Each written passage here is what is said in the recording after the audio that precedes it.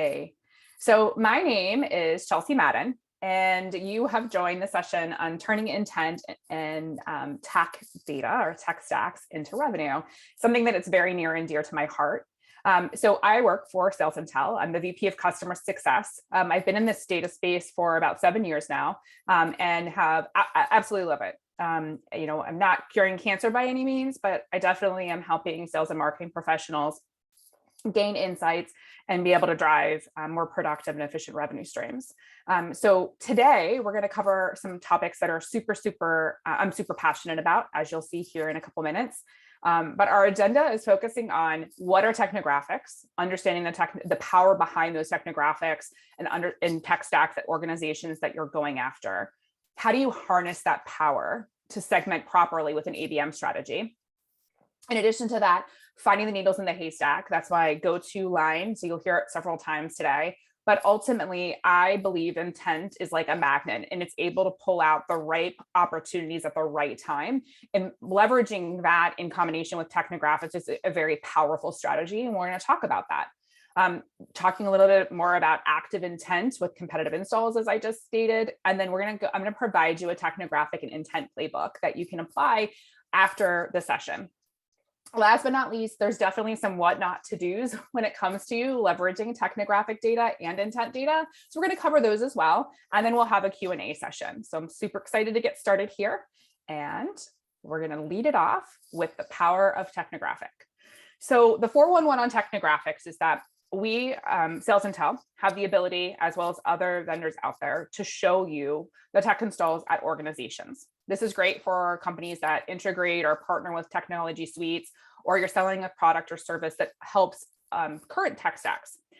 We're able to do this by aggregating tons of data from companies' websites, through resumes, through a whole slew of different avenues that we aggregate it all, and then we refine that down, that big chunk of data down into consumable data for you. That we recommend leading off with a technographic strategy, specifically if you work with integrations. SalesIntel, we integrate really well, beautifully with Salesforce. So that's one of our tech stack technologies that we look for. In addition to that, we recommend looking for partners. If you currently partner with a technology, it's a great avenue for introductions as well as familiar familiar technologies. Last but not least, we look for competitive installs, and that's super important for thought leadership. It's also really powerful for displacement strategies and just altogether researching and lead scoring. We're going to talk a little bit about how those three areas can actually benefit your segmentation strategy here on the next slide. But the one thing that I want to start off with is technology sophistication. So oftentimes, whenever you're looking at an organization, you have the ability in SalesIntel to see the entire tech stack that the company has. You can see if they're a laggard or if they're an early adopter. If you're a startup and your product is brand new to the market and there really hasn't been much trends, you want to go after companies that are early adopters. You don't want to go back to the laggards that have every single legacy provider installed, because it's likely going to be an uphill battle. So understanding their technology sophistication is important. It also allows you to understand where there potentially are holes in their strategy that you can create a more defined thought leadership to get in front of that buying trend, right? We talk a lot about this at SalesIntel, is that people are on this kind of pendulum. It doesn't really matter where they are until they come through the door to say, hey, I'm interested. But that research and that understanding that they have a problem occurs well before they even raise their hand and tell us that they have a problem or interested in talking to us. So understanding their technology sophistication helps define content. It helps define your ABM strategy for your buyer journey. In addition to that, it can lead to market trends. I had a conversation with my head compliance officer last year. There was some ransomware that was going on. The pipeline, the Keystone pipeline had been attacked, and all of a sudden there was a boom for InfoSec in that space. Gas, oil companies were looking left and right on intent, surging out the door on this type for this type of technology. Why? Because they didn't want it to happen to them. That's a market trend. So being able to see that a specific industry or a specific parameter is currently actively investing in more of these technologies allows you to get ahead of that. And again, focus on your ABM strategy with that thought leadership. And the last thing that I like to use Technographic is for greenfield, identifying open opportunities and pastures that haven't yet been explored.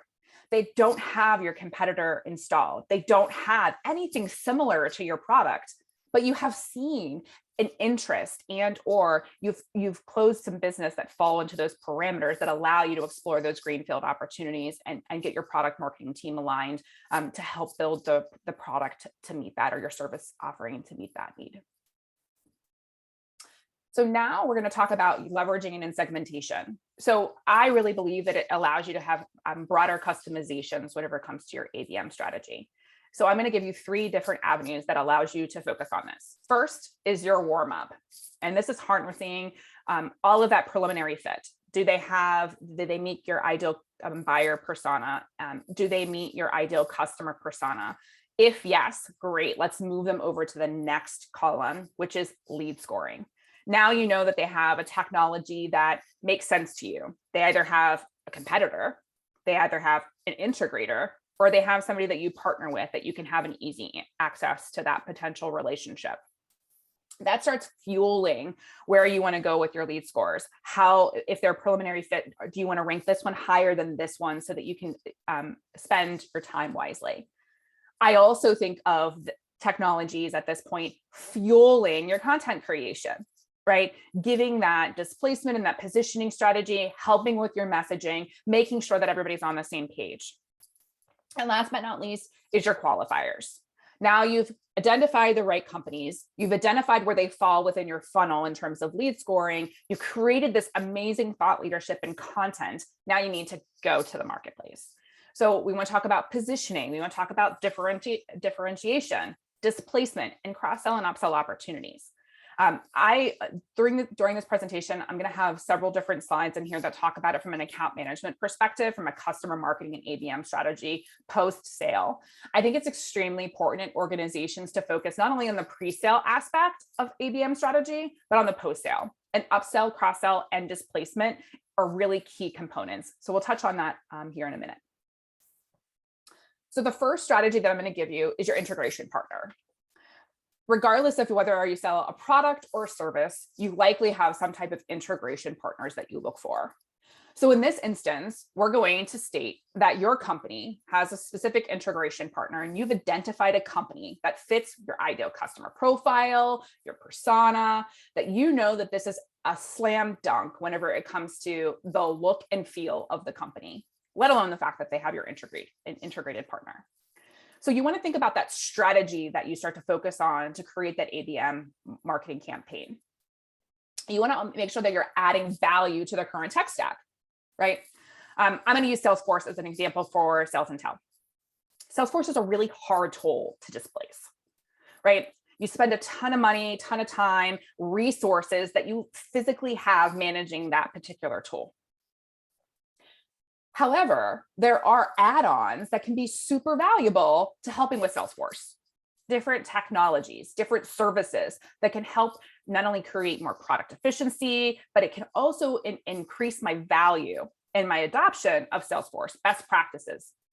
So that's extremely important whenever it comes to your ABM strategy, is talk about the value it's going to bring to their current tech stack.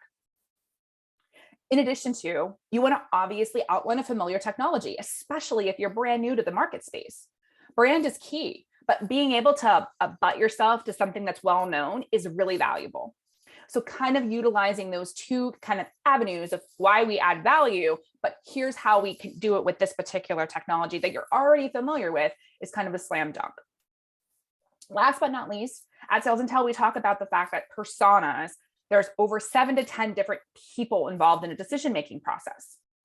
And I don't know about you, but I've been a part of the acquisition of particular tools. And I can tell you my engineering team has gotten involved in some instances. And my operations team has gotten involved. People that don't have an authority to say yay or nay, they're not paying for it, but they have to integrate it. And being able to speak to those personas, it's going to be very valuable on how seamless it is for them to integrate your solution, or how you can help alleviate that stress from a servicing perspective on those other departments. Those are super valuable conversations to have, right? And allow you to have a bigger and broader view on that particular integration partner. Next, I'm going to cover the strategy from a customer perspective. So you've identified your current customer has a brand new decision maker. Now, sometimes this can be a concern, churn risk, especially if they're loyal to a former competitor. All too often, decision makers come in and they evaluate within their first 90 days, sometimes sooner, what's working, what's not working, and they have preconceived notions of things that they want to implement. Technology stack is one of those. So you want to make sure that your ABM strategy on the customer marketing side focuses on driving the value, providing a differentiation around your services and your product, and ultimately highlighting any milestones and key successes that you've had not only for this organization, but for organizations like it. Super powerful whenever it comes to that particular example. You want to get ahead of it before it becomes a bigger return risk. So now I'm going to make that transition over to Technographics and intent, or that magnet, finding the needles in the haystack. I love intent because it allows you to prioritize the right companies at the right time. There's only a certain percentage of the population out there that are looking to buy your product or services at this particular moment in time. They're on the buyer's journey somewhere. Maybe some of them don't even identify that they have a problem. They haven't even started researching, or they're ready to raise their hand and say, you are the right vendor. Making sure that you have some type of intent product allows you to kind of see that waning of intent surging, or what we classify as researching. Now, intent doesn't mean that it is a hot lead. It's not a lead. It is information that you can consume and allows you to have a more strategic conversation with that company. If you know company A is actively evaluating tools and services that you compete with and that you can solve problems with, that allows you to have the more strategic communication and strategy. Your ABM content can be very targeted to their needs. In addition to that, it allows you to align persona alignment, knowing that some personas look for specific topics, whereas other personas look for other topics. I'll use SalesIntel as an example.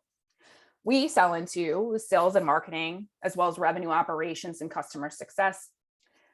Every single one of those personas have different pain points. They have different reasons to purchase us. And intent aligns with those particular individuals.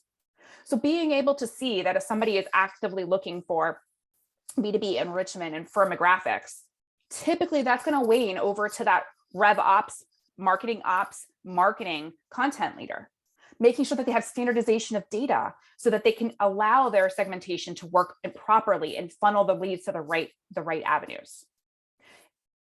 Simultaneously, if we're looking at intent topics that focus on lead gen and or MQLs, SQLs, that's going to lean over to that marketing and sales contacts and personas, right? So it allows you to determine what potential personas that you want to be focusing on, and then ultimately creating a bigger umbrella and talking to other personas within that marketing or within that organization.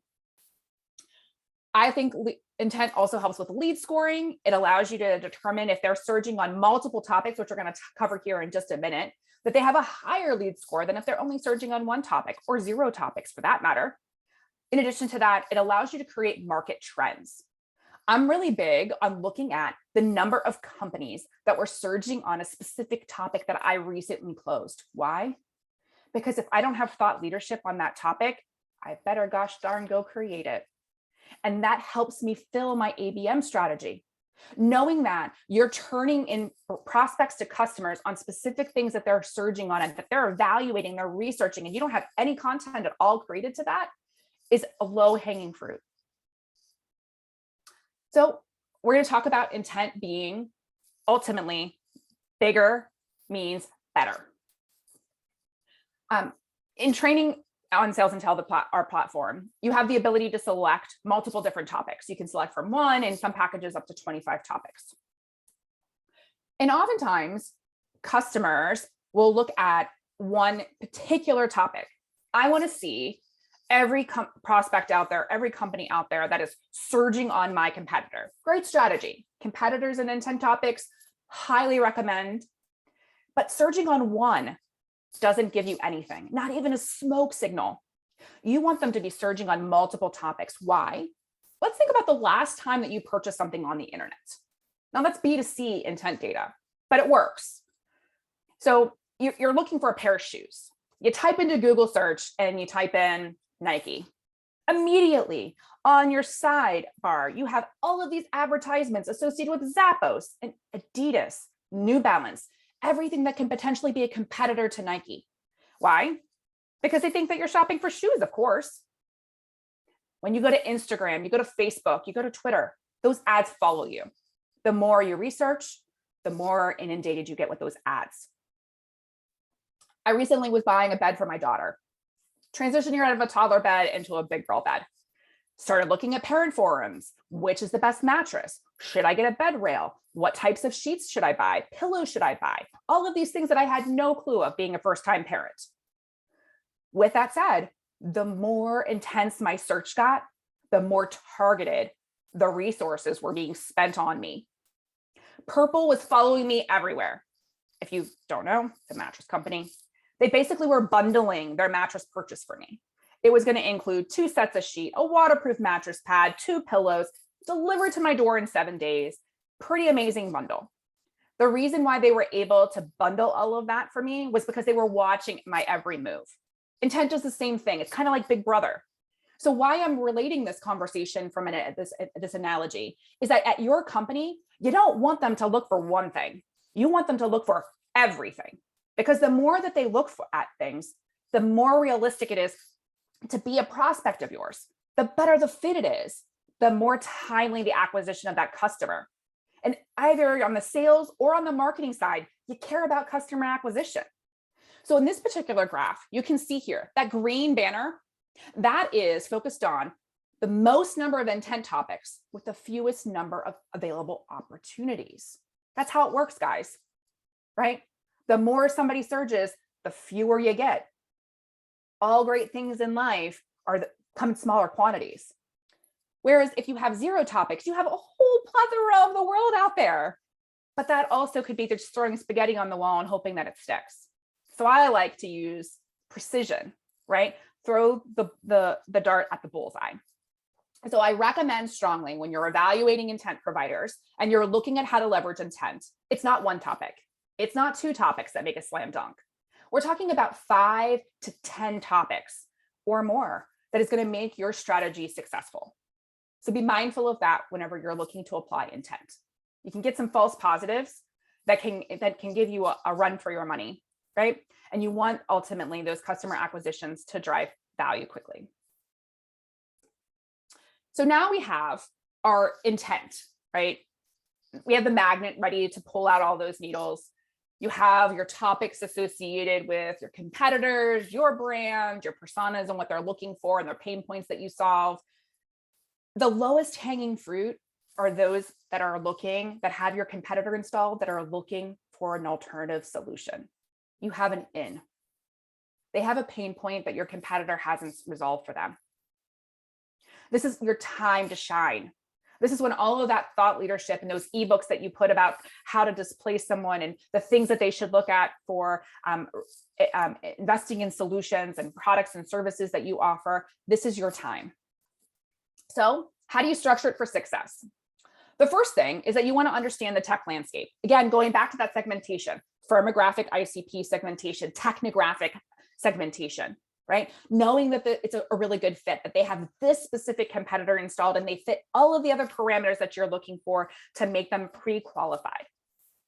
You then want to focus on, do they have any integrators? Do they have any partners? Not just that they have their competitor installed, but do they have these other avenues and additives that will make your strategy much more strategic? Then we're going into now intent. Are they looking at you? Great if they are. Are they coming to your website? Even better. Are they looking at your competitor or competitors, right? Super valuable. partners, integrators, industry technologies, industry jargon and words. And then last but not least, the personas and the pain points that they care about.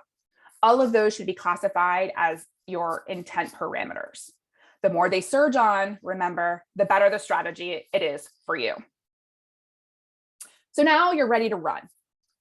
You have all of this great detail. You have a pre-qualified customer. The look and the feel is just marvelous. Then you're going to apply that with your intent data. You see that they're surging on a current competitor and a different competitor, and they have a different competitor installed. They have competitor A installed, they're surging on competitor B. Timing is everything. Now you need to go after your messaging framework. Why you, right? This is where that ABM strategy applies. You want to make sure that you measure the results and how successful they are by looking at overall customer acquisition. So this leads me to the Technographic and Intent Playbook. So creating this road to success and applying those different key components. You'll see over on the left-hand side, in that little green dot, you're starting to hunt for your customers, making sure that you have identified their right ICP as your first milestone. You want to get rid of the riffraff. Don't spend your time on companies that don't meet your firmographic needs. Next, you add the technology. Who do they compete with? Who are they installed with a competitive technology? Who they integrate with? And who do they partner with? Understanding these three avenues allows you to be very specific in your marketing messaging. Now, you go to intent. So far, you've identified three different kinds of funnels. People that are great fits, people that are great fits that have technologies that work with you, people that are great fits that technologies that work for you, and are strategically leveraging intent. All super powerful, all different messages. Then from there, you want to identify the right persona and the messaging that goes to each of those personas. I cannot tell you enough. Being a data provider and regularly on with customers, so many people send blanket messages to every single person at the organization. I can tell you the pain point for persona 1 is entirely different than the pain point for persona 2, and entirely different for persona 3. And if you send the same message to all three personas, you're not going to get the job done. You can get flagged as spam, which hurts your senderability. It hurts your messaging. It hurts a whole slew of different things. In addition to that, it doesn't drive any customer acquisition. So be very specific, not only on the companies that you're going after, but defining the personas that you want to focus on and the strategic messaging for each of those personas. Again, going back to it, intent is a great avenue. Knowing that these particular personas typically look for these topics is going to be key to your strategy and leveraging that in your communication, your outbound. Last, you want to craft that message, right? I really believe in this strategy. You find the right companies, you find the personas, you craft the messages to those people, not the other way around, crafting the message and then finding the people, right? Because that at the end of the day really isn't going to allow you to apply the different technologies, apply the different intent categories, and gives you that blanket message. And then you finish the marathon. Finishing the marathon in this particular example is customer acquisition. So 2 specific examples leveraging intent with Technographics. So the first one is going to be that you see that a prospect is surging on your competitors. Great. How do you start that communication?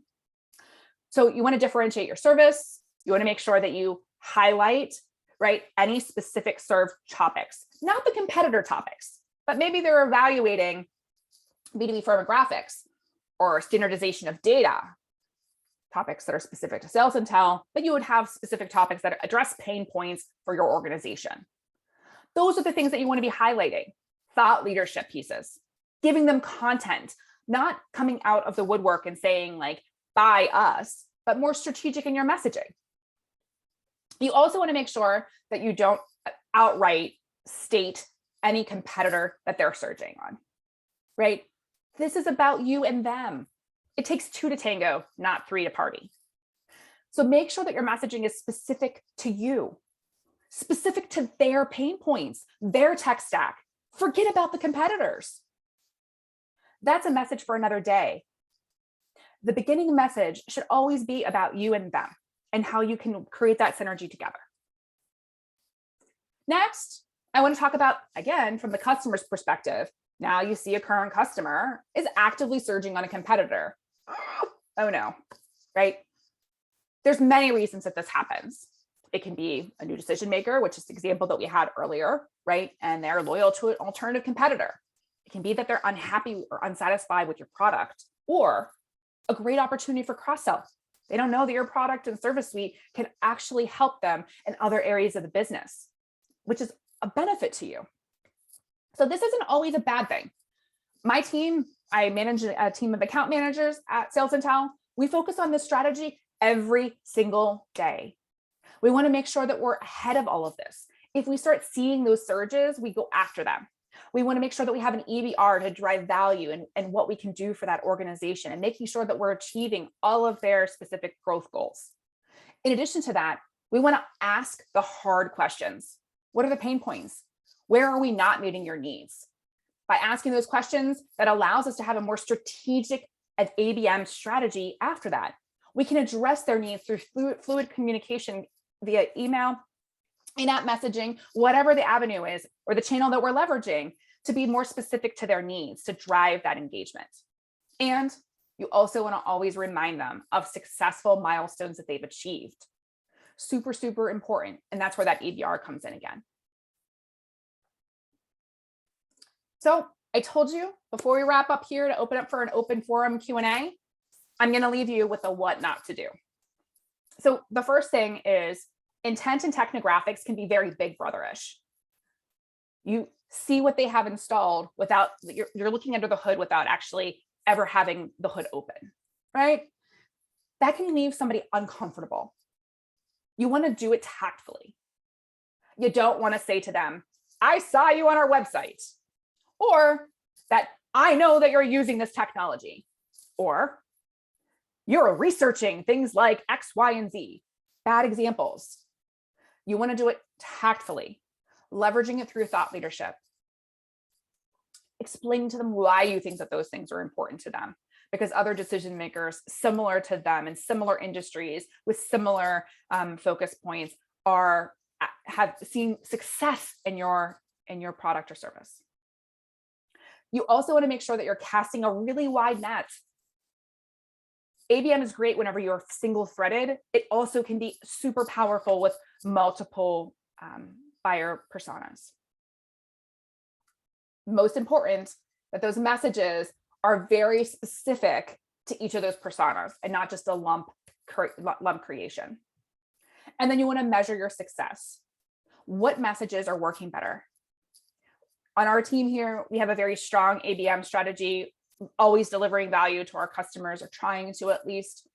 We regularly meet to see what messages are getting the most responses, why we feel that they're getting the most responses, pivoting and iterating on messages.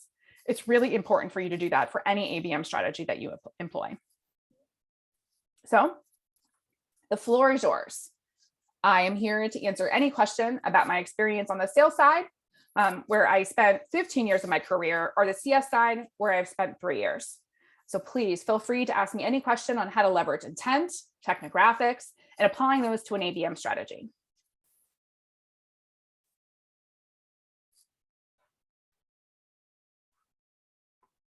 Don't be shy.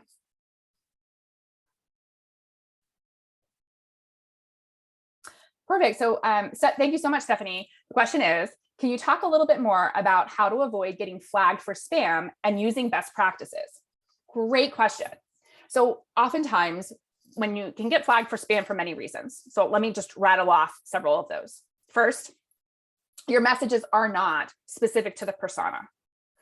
I'm sure every single person out there has received a message and you're like, why am I getting this? That's a no-no. So you want to make sure that the message is relevant and is helping that person solve a pain point. Because the moment that person identifies you as spam, that actually hurts your deliverability for that entire organization. So specific persona-based content, which is what we talked about today.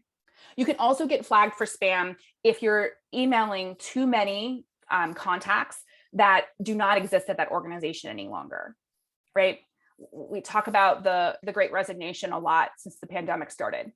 There's a ton of turnover at companies. And if you're emailing bad data, that can also flag you for spam from the server. So make sure that you're using some type of data cleansing tool. SalesIntel has an enrichment opportunity that can help you clean that data and identify and flag contacts that are no longer of use, and then replace the contacts that fit that criteria. So that's a really important thing, clean data, right? The other reason that you can get flagged for spam is ultimately your messaging and the frequency that you're sending the message. So if you have 100 contacts that you're trying to target to GE, let's say, you don't send all of them at one time. You send a couple here, you send a couple the next day, you send a couple the next day. If you're pinging a server too frequently, it can be seen as spam as well. So there's a slew of different ways that you can get flagged as spam. But at the end of the day, if you're using a very strategic ABM campaign with persona-specific messaging, with clean and healthy data and timely communication, you're going to be in a good place. So thanks, Stephanie. That was a great question. I see another question here is that what have been some of your big successes in your career? So yeah, thank you. I would say that my biggest successes in my career have been tied to leveraging intent. I started my career, in the nonprofit world, and then transitioned quickly into the software world, and have been here happily for the last 7 years. And intent has been a major role player in all of that. If you know how to use it, sometimes it can be unwieldy and scary, I'm not going to lie, but if you learn how to use that data, it's super powerful, right? The keys to using that data well, not looking at one search topic, not looking at one surge day. That doesn't show you anything. Surging for a period of time on many topics is going to be where you want to spend your time and your focus. The next one, Alejandro, thank you so much. It says, in your opinion, what is the most challenging step in converting data to revenue from the chart presented? So I think that you're talking about give me 1 second. Let me go back to this chart. So the major challenges is that, Alejandro, can you confirm that this is the chart that you're looking at, that you wanted me to look? Perfect. Okay. So what this chart is actually showing you is the volume of intent topics that somebody is searching on. Remember, we were talking about more being better. The more somebody is looking at something, the more the probability of them purchasing is a lot higher. So over on the left-hand side, hopefully you can see my cursor. You can see here on the x-axis that they're looking at 10 plus topics. And then over on the y-axis, you have the number of accounts. So the more they surge on topics, the fewer the companies that you're going to get, but you should see your strategy changes to be more phone-based as opposed to lead nurture, which is down here. So when you're asking me about the biggest challenges in converting that data, is that sometimes organizations don't spend the time up the funnel here at the 10 plus. They focus on the 1s and the 2 topics or the 0 topics, and they're throwing the spaghetti on the wall, right? That takes a lot of time. You're targeting not the right companies at the right time. You're just hoping for something, and hope isn't a strategy. When you start applying more and more intent topics, you get fewer and fewer companies, but you're going to have a much more successful conversion rate. Hopefully that answered your question, Alejandro. Wonderful. Well, thank you so much for the time. It was a pleasure chatting with everybody. Great questions. Should you have any additional questions, my email is in the chat. I'm more than happy to answer them offline as well. My understanding is that the presentation, the recording will be available. So if you ever want to reference back, have fun. But if not, I will see you soon. And thank you so much for your time. Take care, everybody.